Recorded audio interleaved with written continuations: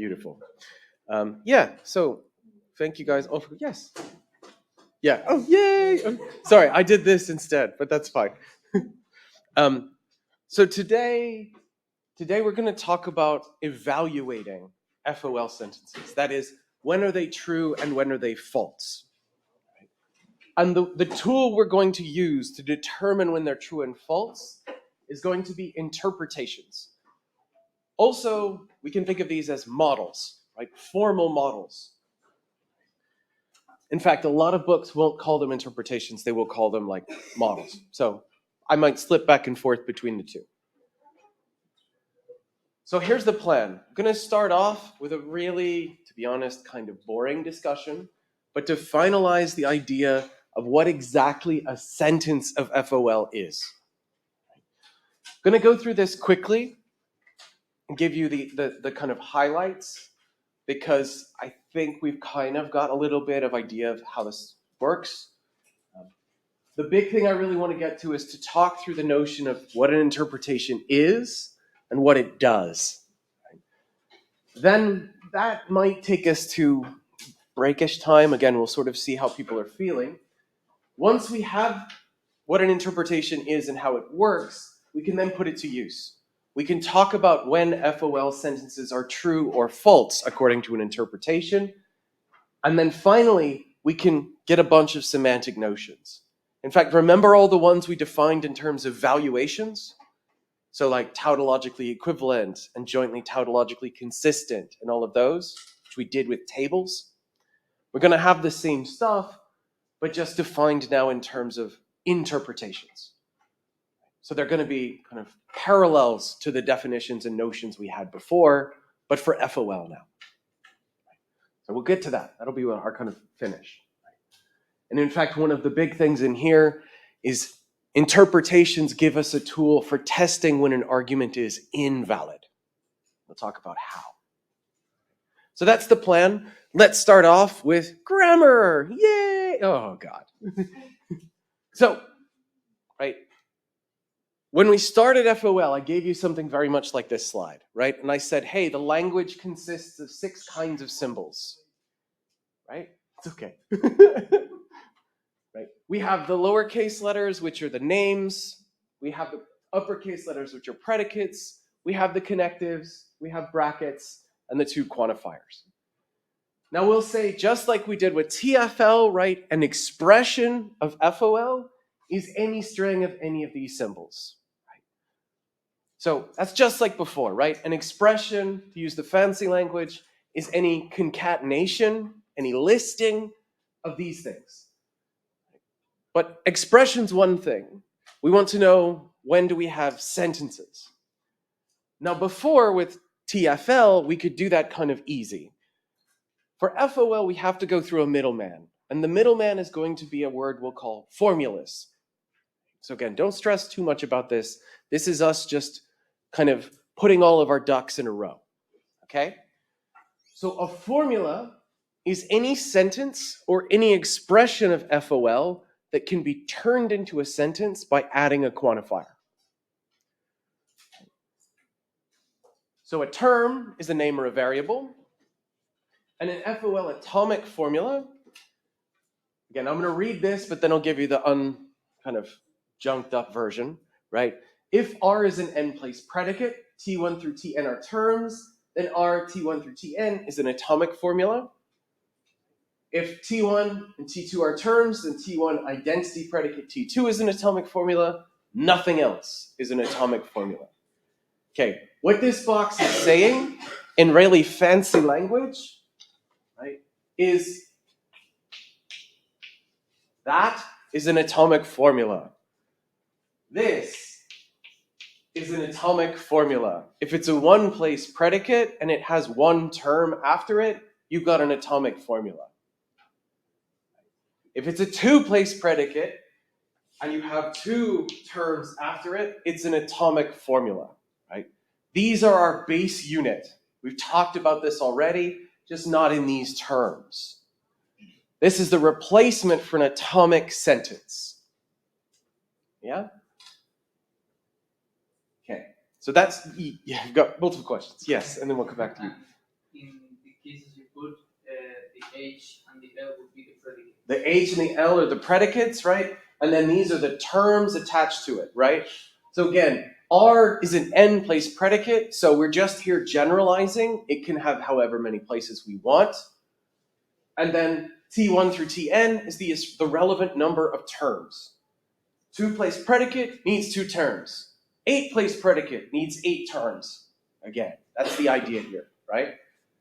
So an atomic formula is an n-place predicate with n number of terms. Yes, sorry, I forgot.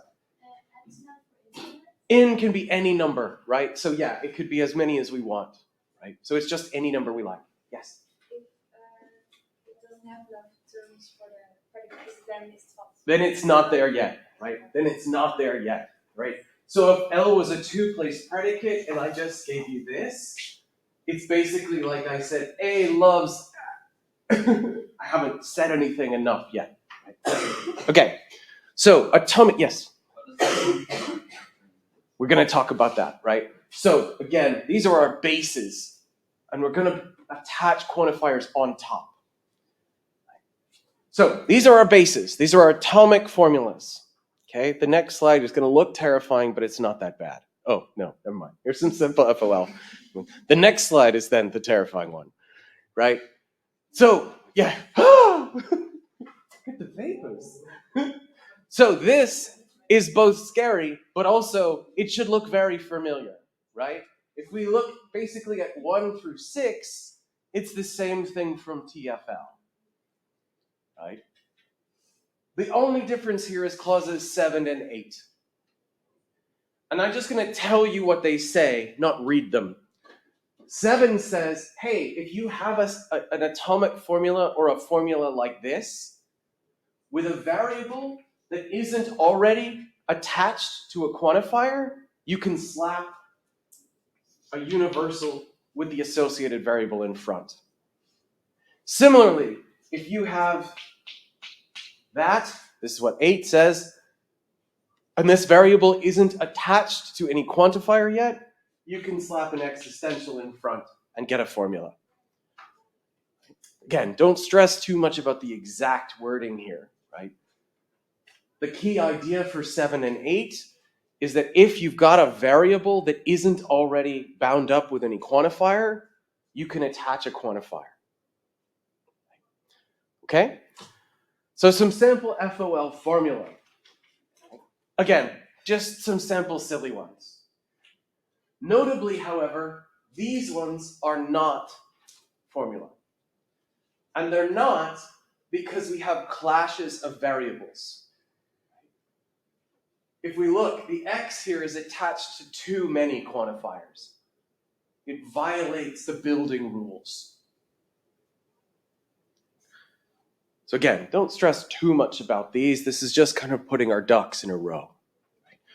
To go back a slide, the first 6, again, just tell us, hey, you know how to use the connectives. They build just like they did before.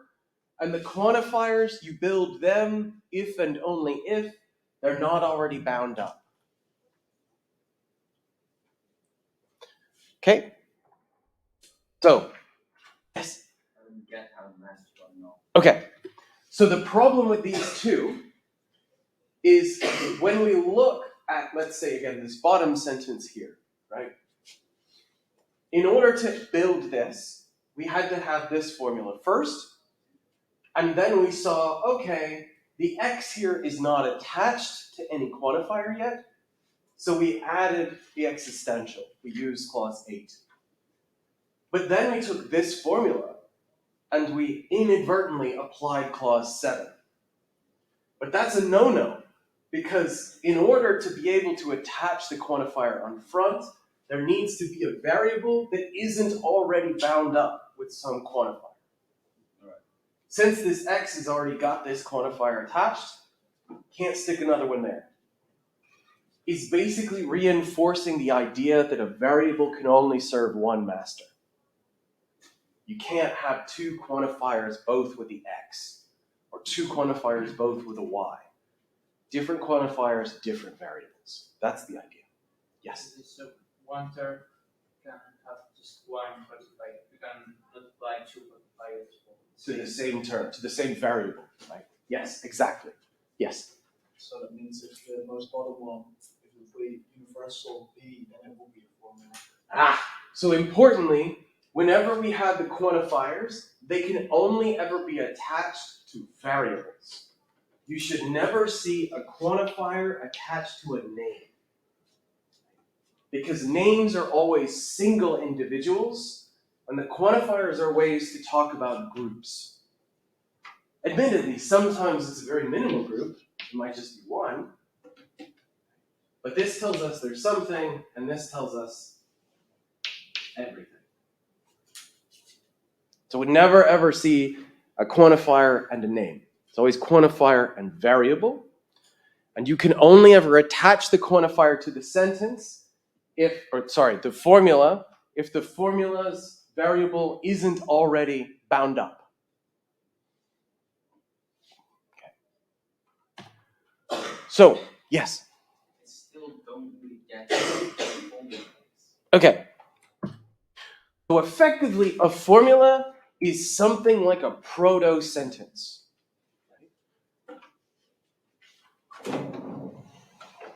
It's just on the cusp of sentencehood. In fact, all it's doing is missing one potential thing. So, for example, this is a formula, and it's a formula because we have two atomic formula, which is a predicate and a term. Then we built the conjunction using whatever it is, clause 3. So we followed these construction rules. So that's really all a formula is. It's something that follows these rules. So we could call it a Steve if we wanted to, right? Doesn't really matter about the term. What matters is just, hey, it follows this rule. Either it's an n-place predicate with n terms, so one-place predicate with one term, two-place predicate with two terms, or it's something we built using clauses 1 through 8. It's just for my own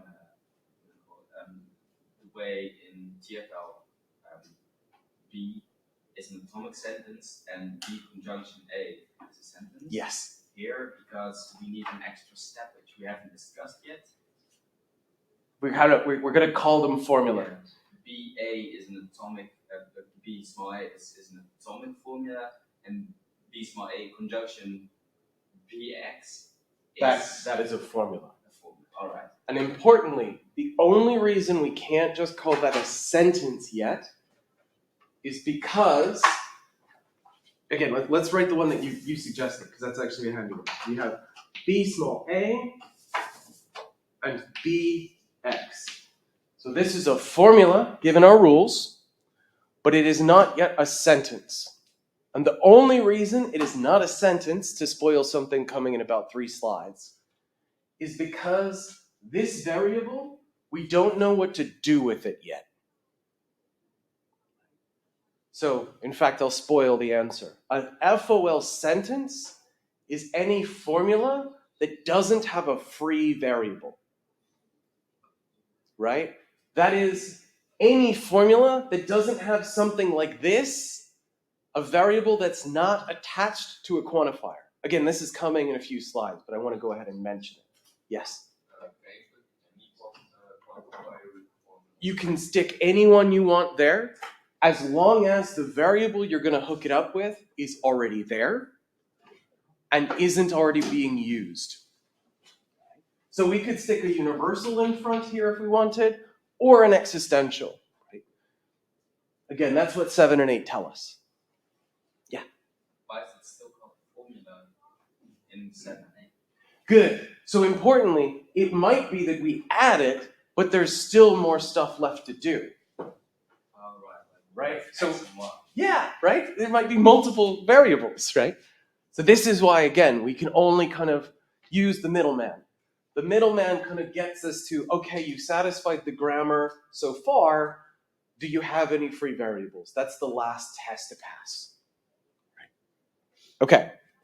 So, again, this is our definition of a formula. Right? Pull this back down. I have some overlap.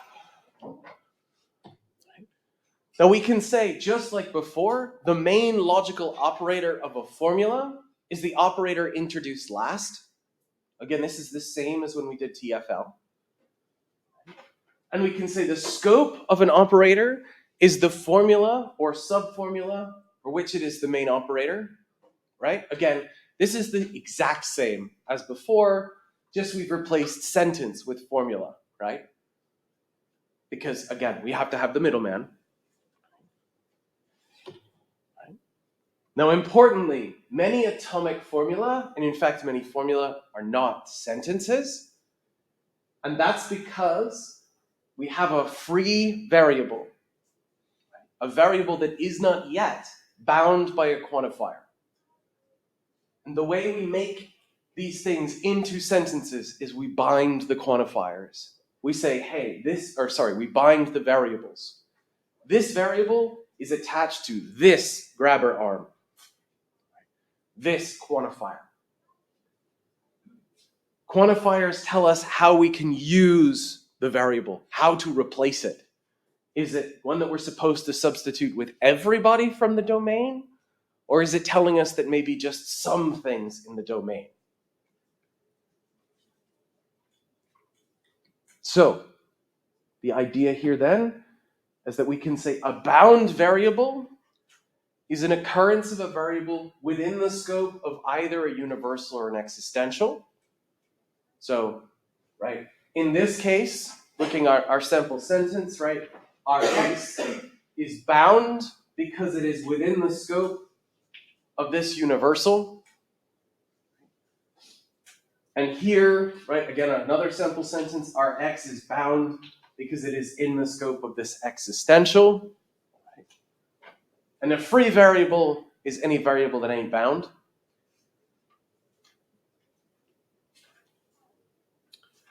And to finally finish it off, right, an FOL sentence is any formula that contains no free variables.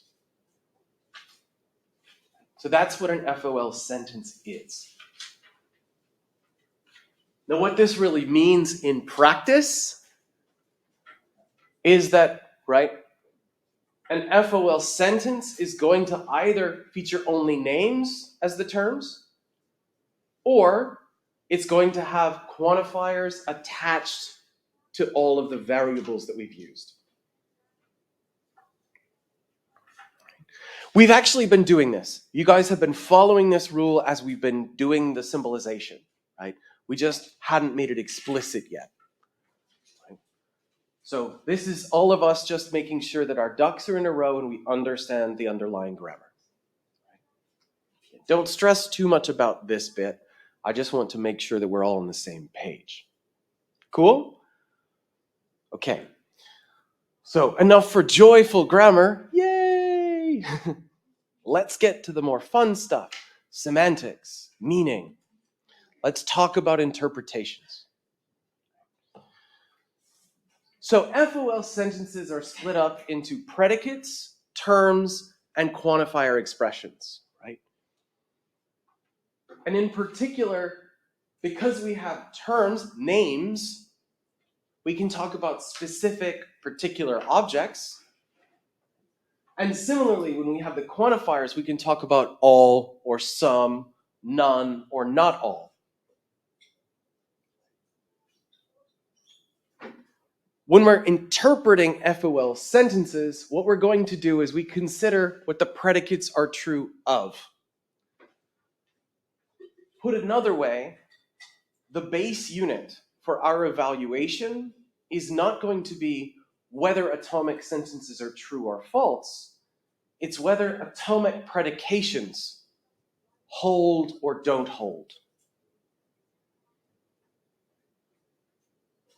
So the key here is going to be what we'll call the extensions of the predicates. That is, what in the domain or from the domain satisfies a predicate. This is the key idea. And this is why FOL is what we call an extensional language. The meaning of a predicate in FOL is the things that make it true. So here's a silly example, right? If we have the domain be people in this room, we can have the predicate, let's call it T. I will say that the extension of this predicate is anyone in this room who's over 2 meters tall. Is there anyone in here who's over 2 meters tall? No. Okay, cool.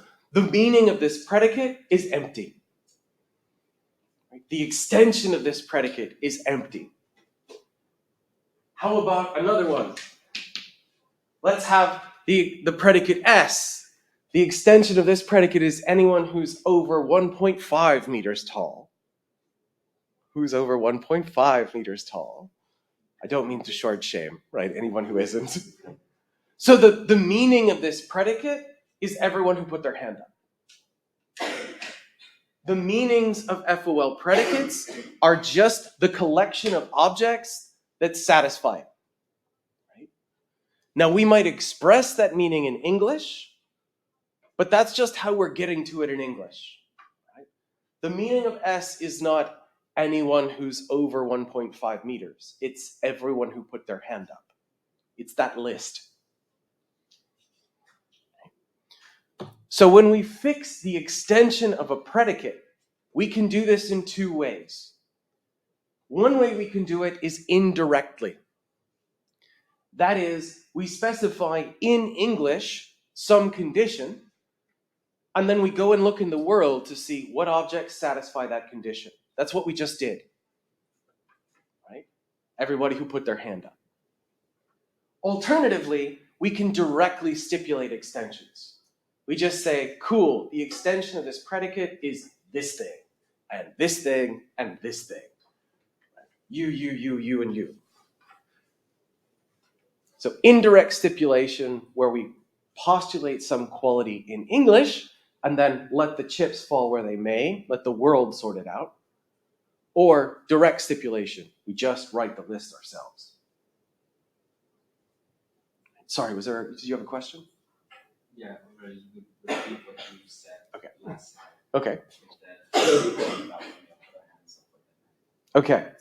So again, when we think about what the meaning of a predicate is in FOL, the meaning here just is its extension. That is, what things actually satisfy the predicate. Now, we might describe this in English with some phrase, right? So, is taller than 1.5 meters. But that's just how we're getting a handle on it in English. The actual meaning is the list of people who put their hands up. That's the meaning of predicate. That's the meaning of the predicate. So FOL, the fundamental unit of, if you like, meaning in FOL, is extensions of predicates. And it's worth noting, right? We have been talking about predicates for all of our symbolization exercises and things like this, as if predicates perfectly correspond to English expressions. Is a spy, is vegetarian, right? Trusts. But that's just a way for us to get a grip on them. That's not what they actually are. All they are, fucking lists. Right? They're just lists of things. And if you're on the list, you satisfy the predicate. If you're not on the list, you don't. Right? It's a very exclusive party. Now, the reason I emphasize this is that predicate extensions are arbitrary. We stipulate what they are. There's no requirements. To put another kind of slightly pithier way, logic doesn't care about what we think naturally goes together. To logic, all objects and all collections are on equally good footing. In that sense, it's properly egalitarian.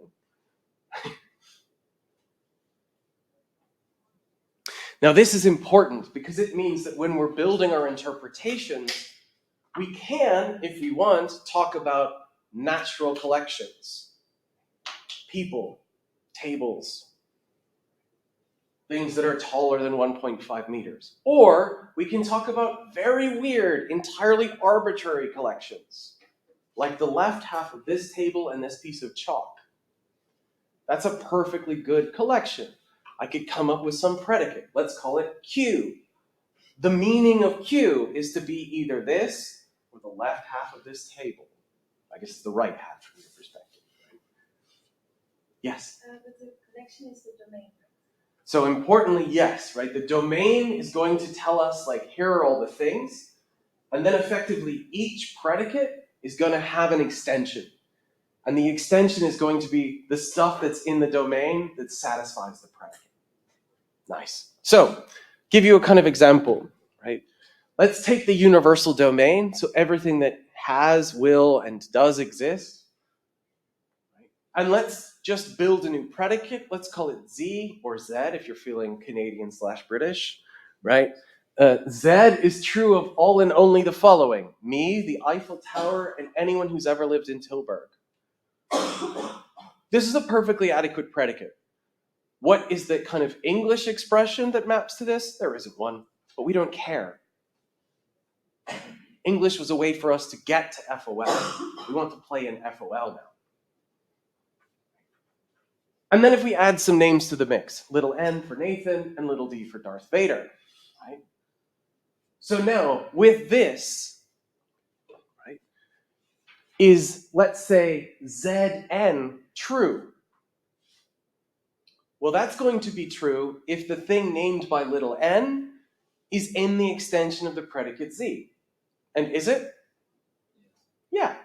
So Zn is going to be true. Similarly, Zd, is Zd true? Well, it's true if and only if the thing named by little d is in the extension of the predicate. Is it? Pretty sure Vader never lived in Tilburg. Guessing. So it's going to be false on this interpretation. Right? So put more directly, right? Predicates with a name are going to be true if and only if the thing named is in the extension of the predicate. And if they're not, it's false. So Zn is true because I'm in the predicate's extension. Zd is false because Vader is not. Notably, Zx is neither true nor false. It doesn't say anything yet. Zx is basically, cool, what's the relevant quantifier? Is it an existential? Is it a universal? We're going to talk about when those are true or false in a minute. So again, the key idea, one-place predicate descriptions are true if and only if the object denoted is in the extension of the predicate. Right? So it's handy, I think, to kind of give some examples to think about this, right? But we can also talk about two-place predicates. Two-place predicates require ordered pairs. And the reason they require ordered pairs is because we need to know who takes the first spot and who takes the second. Who's the lover, who's the beloved. And just like before, you can do this indirectly. Let's go find who the loving pairs are.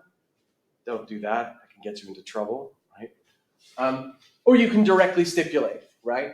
So we could say, like, the ordered pair Nathan-Mira and the ordered pair Amanda-Mira are in the extension of F. And then if we let, N be Nathan, M be Mira, and A be Amanda, well, this will mean that F and M and FAM are true, but FMN and FMA aren't true. They're false. Because those pairs are not in the extension, not in that order. Do we see the idea? So if we're doing the extension for a one-place predicate, just list me the names. If we're doing the extension of a two-place predicate, you list the pairs in order. So if it's, is in Adventure Time, you can just list Finn and Princess Bubblegum. But if it's loves, you better have the ordered pair Finn, comma, Bubblegum, not the other way around. Okay. Good so far? Is it kind of make sense? Notably, identity is special. We talked about how identity was special. We talked about it last week, right? The biggest thing about identity is you never have to specify its extension. It's just given. Identity holds if and only if the two things are in fact one object. We're going to talk about this in our philosophy of logic section in the second half of the course. Okay. So we can then say an interpretation consists of three things. The specification of a domain, tell us here are the collection of things we're thinking about. An assignment of exactly one object within the domain for each name we're considering. And most importantly, it tells us the extensions of all the relevant predicates.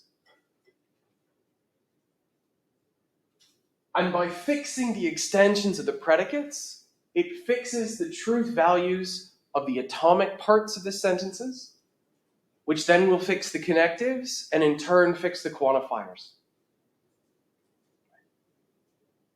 Yes? Sorry, can you repeat that? Yes. So again, by fixing the extension of the predicates, we fix the truth value of the atomic formula. We fix the extension of B. It tells us that A is in the extension of B. Cool. That means this is true. That will then in turn fix the truth value of the connectives, just like it did with TFL. And then so on and so on. So, what we do then is indirectly settle the truth value of FOL sentences by fixing extensions. We fix extensions. That tells us when our predications are true and false, and then it trickles upwards. Yes? What do you mean fix? Good. So again, when we're building interpretations, we just stipulate the extensions of the predicates. We can make them whatever we want them to be. Right? So I can make the extension of the predicate Z this. Or I could have just made it me. Or I could have made it Darth Vader. When I'm building an interpretation, I can do whatever I want as an extension. And I say I, we. Right? So, again, I think this might be a little easier to tackle if we think about some examples. Right? So here's a simple interpretation. Our domain is universal, and we have four predicates. One predicate, right, is D, and we've indirectly fixed the extension of this by saying, cool, it's the things in the world that satisfy the English predicate is a dog. The second predicate is F. We've also indirectly fixed its extension by saying it's the things in the world that are friendly. We've got my predicate Z that we talked about just a minute ago. And we have the predicate A. Right? Note that for Z and A, we've directly stipulated the extensions. That is, for Z and A, I've just given you the list of who makes the predicate happy. But for D and F, I've given you the English expression that you can use to figure out what the list is. Yes? But can you have a AM? Could I have a... A? Yep, I think that's what that... And Yep. So, I mean, right, our predicates, we've got the four predicates here, yeah. right? And then I happen to just only have these three names for this sample interpretation. Can you attach the name N to the A? Absolutely, right? So we'll go through a couple to think about it, right? So let's take that one first, right? If we have capital A, little n, on this interpretation, is that going to be true or false? It's false, right? It's false because I am not, Nathan, is not in the extension of the predicate A. How about AM? Right? AM on this interpretation is true, right? Because Mira, the thing named by M, Mira, is in the extension of A. But like in English, it doesn't make any sense. Yeah, but we don't really care, right? So again, the kind of English ways that we've been getting into this is the way to get into it. At this point, we drop the pretense, right? Because all predicates really mean. Let us, drop the veil and show you the real truth. All predicates really mean is their extensions. Sometimes it's much easier to write it like this, because if we had to list all of the things that satisfy the predicate D, we'd be writing for a long time. That's a big list, right? So can we say that D and F are indirect stipulations and the bottom two are direct? Exactly. So direct, you just give me the list. Indirect, you say, go find the things that have this property. Yes? Going back on when the problem, the interpretation consists of three things. Yes. What do you mean with an assignment for exactly one object within the domain for each name that we have considered? Good. So let's look at the sample interpretation. It'll help a little bit here, right?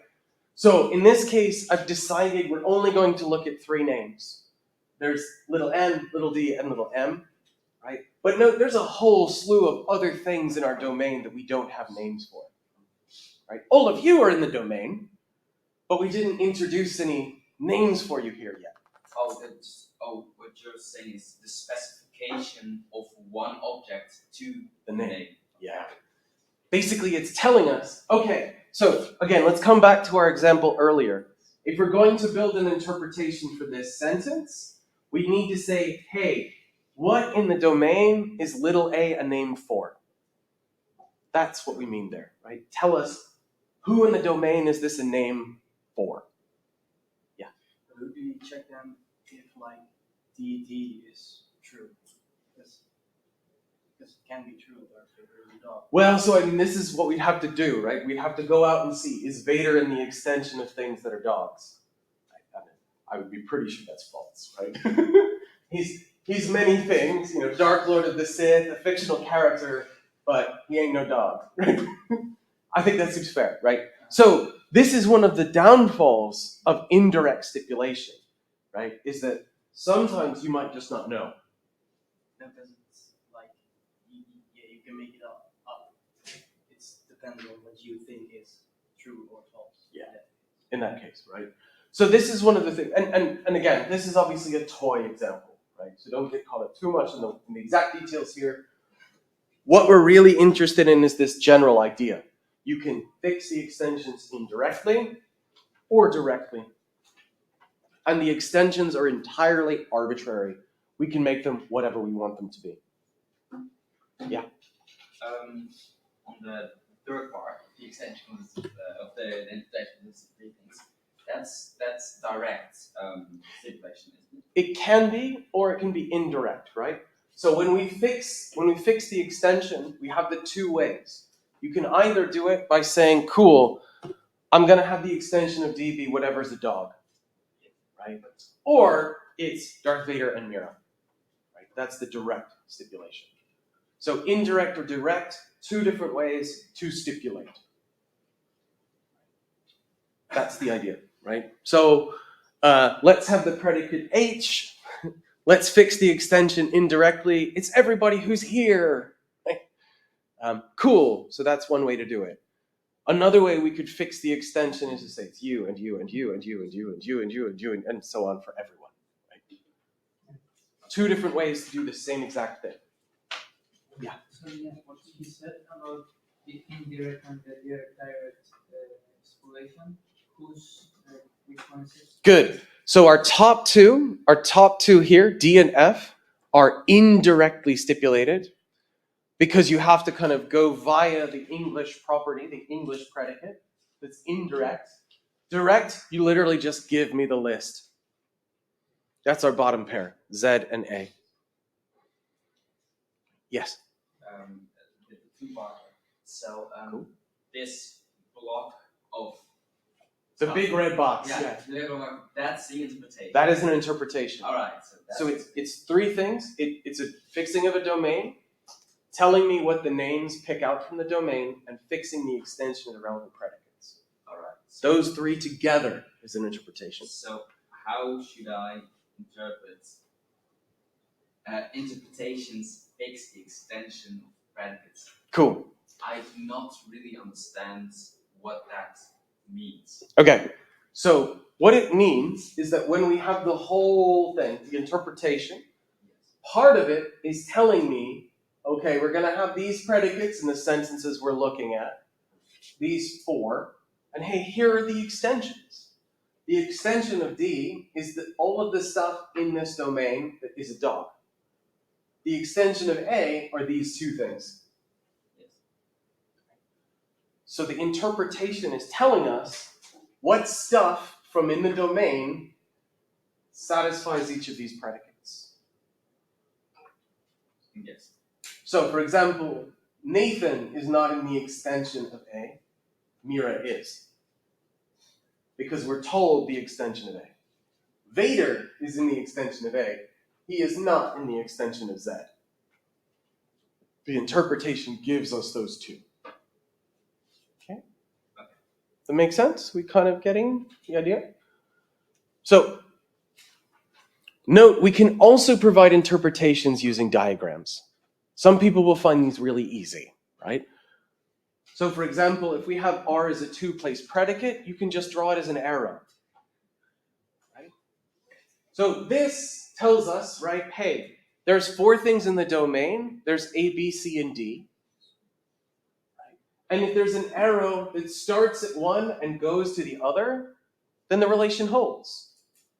So this diagrammatic interpretation tells us RCA is true.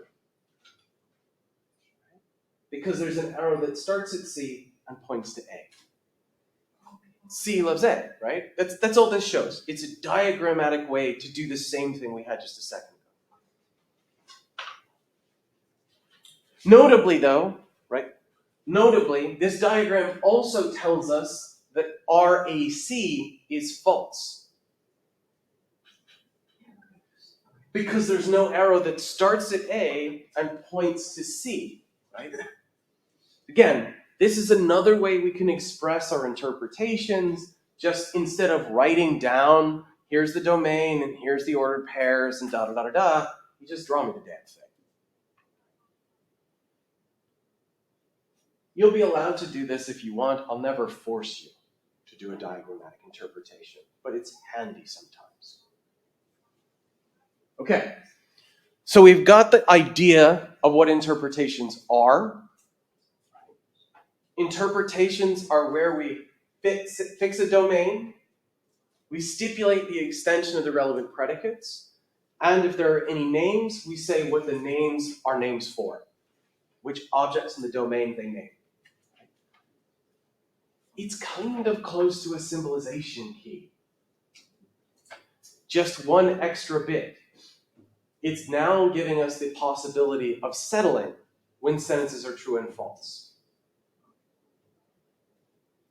Because all you do now is just think about the extensions of the relevant predicates. Right? Not just what they stand for, but who satisfy them. Okay.